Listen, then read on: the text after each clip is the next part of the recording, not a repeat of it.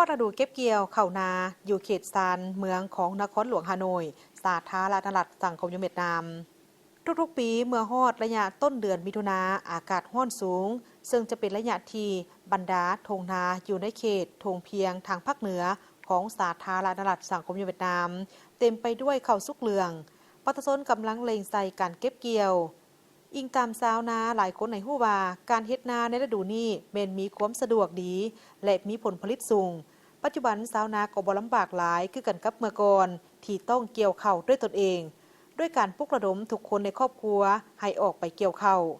ย้อนมีเครื่องจักรที่เกี่ยวข้าวปั่นข้าวแล้วในครั้งเดียวมีเพียงแต่นางล้อถาดนำเอาข้าวเปลือกออกไปตากแห้งเท่านั้นตัวอย่างเช่นทงนาตามหึงมีเนื้อที่หลายกว่า700เฮกตาร์ซึ่งเป็นทงนาปลูกข้าวที่กว้างใหญ่ที่สุดในเขตซานเมืองนครฮานอยทงนากว้างขวางก็เป็นทาแห้งสะดวกอีกอันหนึ่งให้แก่การนำเอาเครื่องจักรเกี่ยวข้าวปั่นข้าวเข้าสู่ทงนาสามารถปลดปล่อยให้งานของชาวนาลงหลายทบทุกคนพากันดีอกดีใจทางลดพรการออกให้งานแต่ก็ได้รับผลผลิตที่สูงขึ้น